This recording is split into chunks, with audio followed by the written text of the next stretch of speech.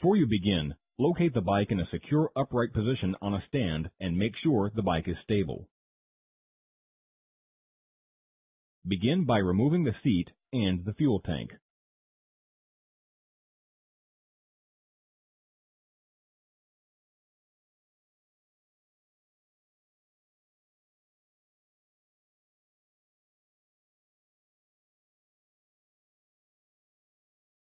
Make sure the fuel petcock is in the off position before removing the fuel hose from the carburetor, and be prepared to catch any overflow gasoline that may still be in the fuel line.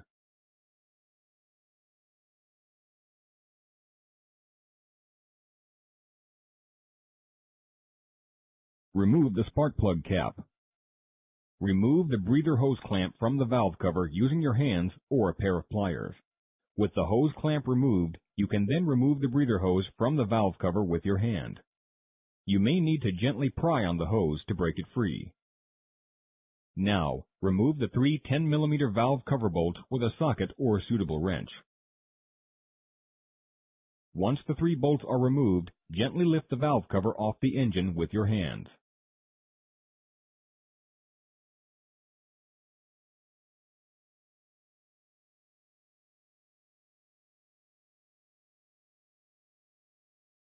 Remove the spark plug to allow the engine to rotate freely.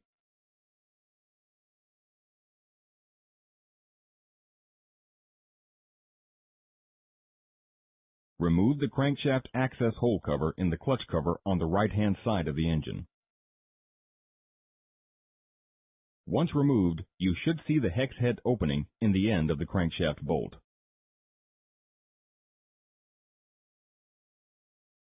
The next step is to remove the flywheel timing inspection hole cover.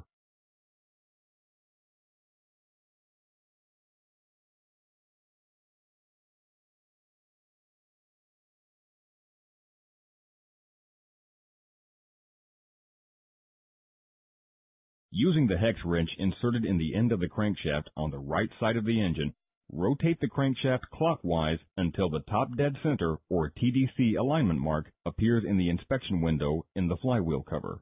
This removes pressure on the lifters and the cam chain and sets the engine at the top of the compression stroke.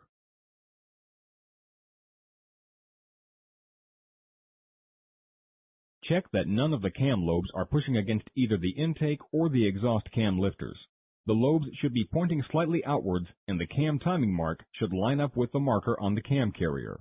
If not, rotate the crankshaft again one full turn until it is lined up again on the TDC mark. Next, loosen the decompressor assembly on the right-hand side of the cam with a hex wrench or socket. Loosen and remove the center bolt on the cam chain tensioner. Next, loosen both of the 8mm cam chain tensioner bolts, alternating from side to side a little on each bolt until the tensioner is completely free.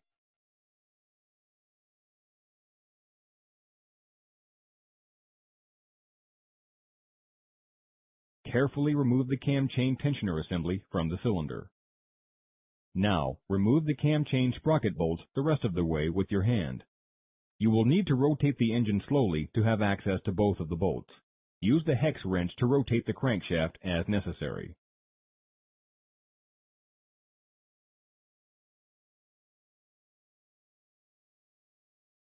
With the cam sprocket bolts removed, carefully slide the cam chain and sprocket off the end of the cam together and let them rest in the top of the head assembly. Do not move or rotate the crankshaft once you have aligned the timing mark. Do not allow the timing chain to fall into the engine, and do not attempt to rotate the engine with the sprocket and chain resting in this position. Using a crosswise incremental pattern, remove the 4 cam carrier mounting bolts.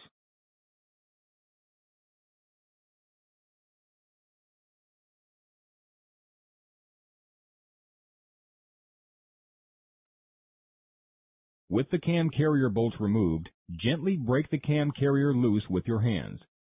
Tap gently on the sides of the carrier with a rubber mallet to break it free if necessary. Now, you are ready to lift off the cam carrier assembly along with the cam. You must lift slowly and gently on the cam carrier up and away from the motor. Use your fingers, if possible, to slide underneath the cam carrier into the two intake lifters to ensure that the lifters and shims do not fall into the engine as you remove the cam and carrier. The shims will often stick to the underside of the two intake lifters, so be careful not to drop a shim into the engine. Shims that are stuck can be removed with a magnet. The Honda CRF 250R and CRF 450R and other Unicam models have two intake lifters and 4 shims that sit on top of each valve beneath the lifters. The Honda models use a rocker arm assembly, so there are no lifters for the 2 exhaust valves. Moving to a workbench or table, remove the decompressor assembly from the cam.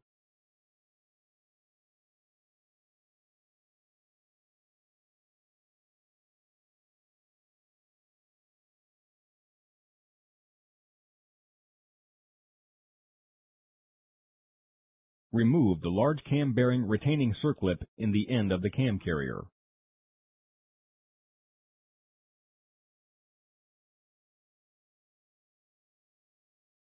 Tap out the bearing from the inside of the cam carrier outwards.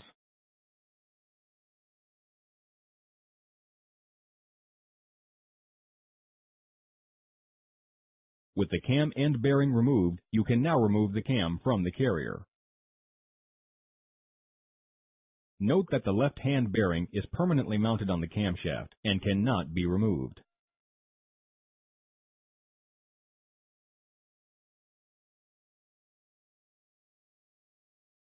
Remove the hot cam from its packaging and install it into the cam carrier.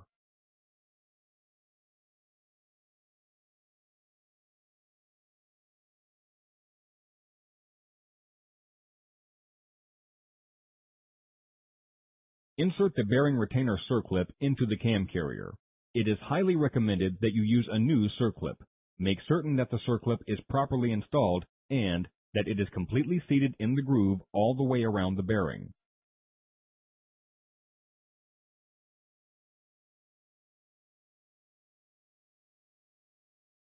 Reinstall the decompressor assembly into the cam with the detent pin in the alignment hole on the end of the cam.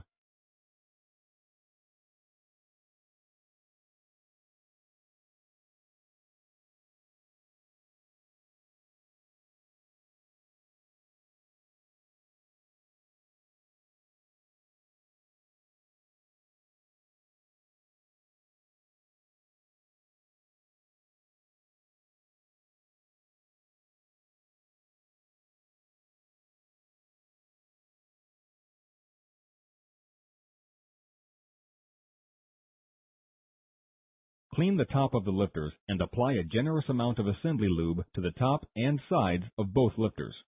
You must lubricate this contact area to avoid engine damage at startup.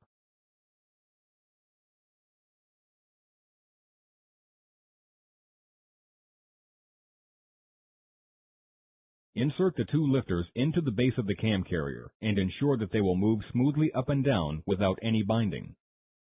Lubricate the end of the cam in and around the decompressor with assembly lube. Make sure the original shims are properly installed and seated on the top of the valve springs. Install the cam carrier assembly back onto the head with the cam rotated to the TDCC position. Install the 4 retaining bolts and tighten them in a crosswise fashion to 9 foot-pounds.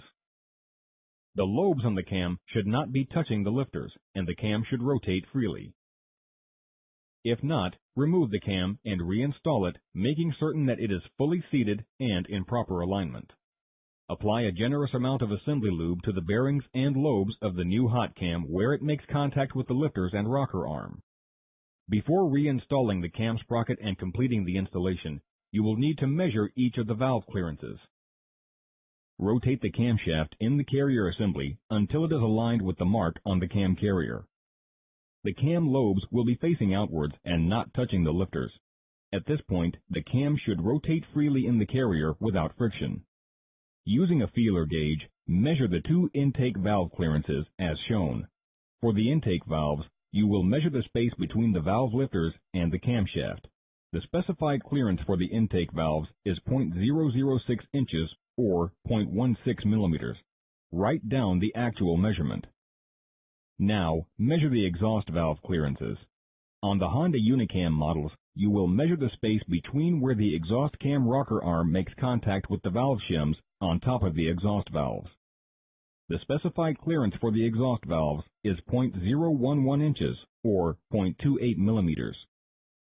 Now, compare the measured clearances for the intake and exhaust valves. If the measured clearance is more or less than the specified amount, plus or minus the tolerance, you must adjust the shim for that valve. Here is the formula for calculating the new shim size.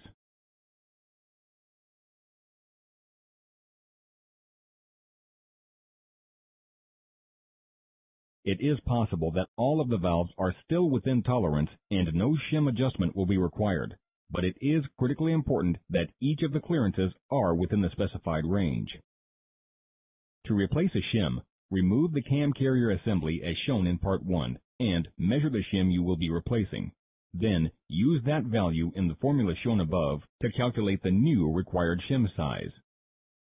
Once you have determined which shims require replacement, purchase and install each of the new shims. Once you have the new shims installed, remeasure the new clearances to make certain that the new shims have resulted in the desired clearance. If not, repeat the shim calculation and replacement process until all 4 valves have the correct clearance. Lift the camshaft from the engine head and slide it over the end of the camshaft. The holes do not have to align at this point. Now, rotate the crankshaft using the hex wrench until the crankshaft is at top dead center, and then rotate the camshaft until the mark is aligned with the mark on the cam carrier. Ensure that the crankshaft is still at the TDCC mark on the flywheel and that the camshaft is rotated to the alignment mark on the carrier. When the 2 marks are in exact alignment, insert the cam bolts into the camshaft using a bit of a medium-strength locking agent on the sprocket bolts. Tighten down the bolts to 15 foot-pounds of torque. Tighten down the decompressor bolt on the right side to 18 foot-pounds of torque. Using a long, flat screwdriver, fully retract the cam chain tensioner before inserting it into the engine. Turn the screwdriver clockwise until it stops, then hold the screwdriver in place while inserting the tensioner assembly into the cylinder and tightening down the 2 bolts.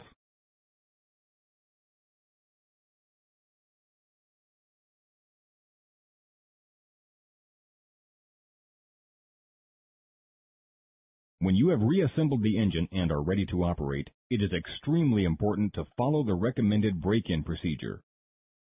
This procedure is outlined in the Southpoint installation software and also in the materials that accompany your hot cam.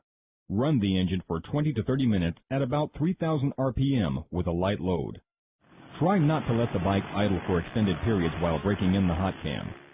It is also important to change the oil after the break-in procedure is complete. For more information on the products featured here, please head to our website, DennisKirk.com.